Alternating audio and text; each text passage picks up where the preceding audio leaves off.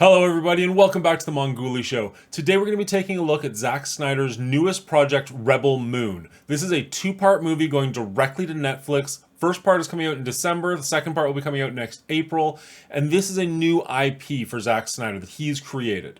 Now, Zack Snyder has done some wonderful work, whether it's 300, The Watchmen, his whole Snyderverse with the DC comics. But when he creates his own new IP, Sucker Punch, Army of the Dead, things like that, they tend to fall flat for me. They still look really good, he's got a great eye, but the problem is the writing. And being as this is a project that he both wrote and directed, I'm a little skeptical. I haven't seen the trailer yet, we're going to do that blind, we're going to do that together, so let's get right into it and I'll give you my thoughts after the trailer. Let's check it out.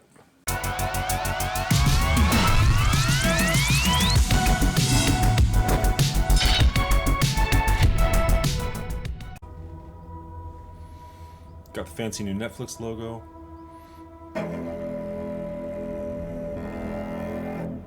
Yeah, see, like, it looks stunning. Like, you can't take anything away from him as a director. The Princess Issa. Definitely got some Star Wars vibes going She on. was called the Redeemer. It was said this child would stop the madness of war. That she was to usher in a new age of peace and compassion. Is that Anthony Hopkins? That's I cool. was given memories of a world I will never see. Loyalty to a king I cannot serve. And love for a child That I looks could not say. a little cheap, but kind of cool.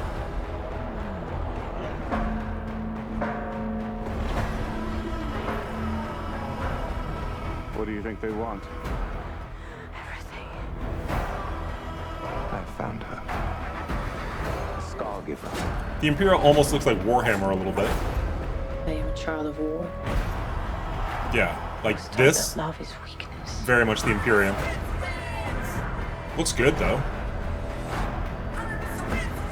There is a Ooh, difference between that's creepy. justice and revenge. Lightsabers, sure. There is a price to pay for your defiance.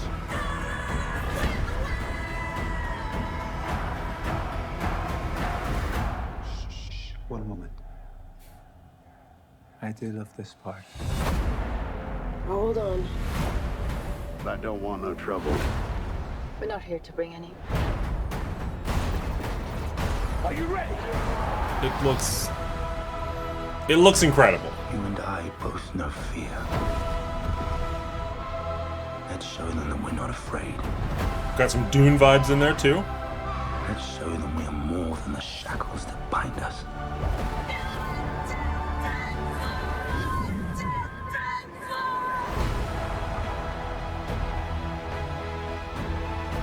A king is a man, and a man can fail. But a myth is indestructible. That's cool. The time has come for all that you love. Protect each other and show them no mercy.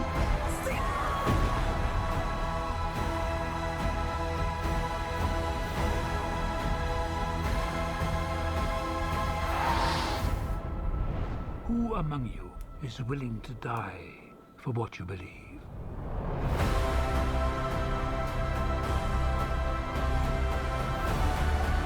That looks really cool. Props where props are due. That looks really fun. So there you go. Child of Fire, December 22nd, and then The Scar Giver, April 19th, 2024. So you won't have to wait too long for the sequel if it is something you enjoy.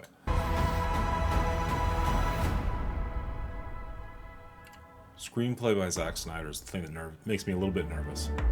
Alright, and there you have it, Rebel Moon. It looks like a mix between Dune and Star Wars, if I'm being perfectly honest. It's got a bit of the grittiness of Dune, got a bit more action-packed like Star Wars does. If it is a good mixture of those two and can be up to the quality of those two franchises, this could have some serious legs. Zack Snyder has already said there's going to be a part 1 and part 2, obviously, but he's already thinking about other TV shows and movies that he could spin this off into, making his entire own franchise, making his entire world out of this, which, if it can deliver on the promise of that trailer, could be really cool to see. One of the things that I really liked in this trailer was the use of beasts. You see there is a giant griffin thing in the castle when the king is dead. There's one just in the background there when they're walking down the procession line. There's another scene where you're taming a griffin and you see him jump onto one. I'm hoping that those are beasts that are actually going to serve a purpose in the story and not literally just be a place for a way to get from A to B. You'll notice the soon-to-be king, I assume, his robe actually has feathers on it, so maybe they're more symbolic to this world. Maybe they actually mean something to these people. That would be really cool to see. I hope we explore that a little bit. You also have things like the lightsabers, or whatever they're going to be called in this world.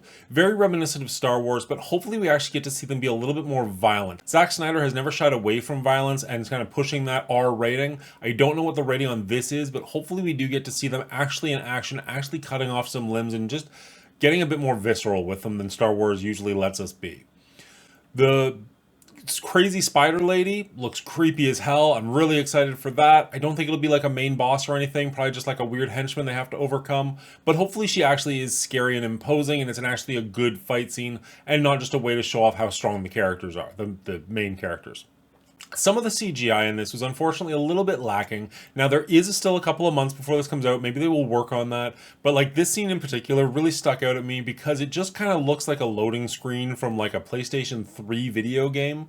Like it's not even a current level video game, let alone movie quality. I get that this is Netflix. They don't have necessarily the biggest budget like some of the big movie studios do.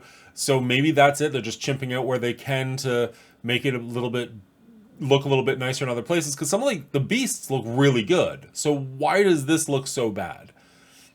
I don't know. Hopefully they can fix it. They've got some time. They can dirty it up or clean it up or whatever they need to do to make it look a bit more convincing. But something like this just takes me out of the experience, which sounds weird when you're talking about science fiction. Obviously they're not filming on location, but if the story is good enough and the CG is good enough, it'll draw you in despite where you are. So something like this that draws you out is really unfortunate, and hopefully they can fix that. I did notice, and upon like my initial reaction to some of the Imperials or the Empire or whatever they're called in this, was that they looked like 40K, the Imperial and 40K, which when I actually went back and looked at it again and I looked at the Imperial Army, they are kind of based off of like historical real world military things. So that does kind of make sense. Maybe it doesn't have anything to do with 40K.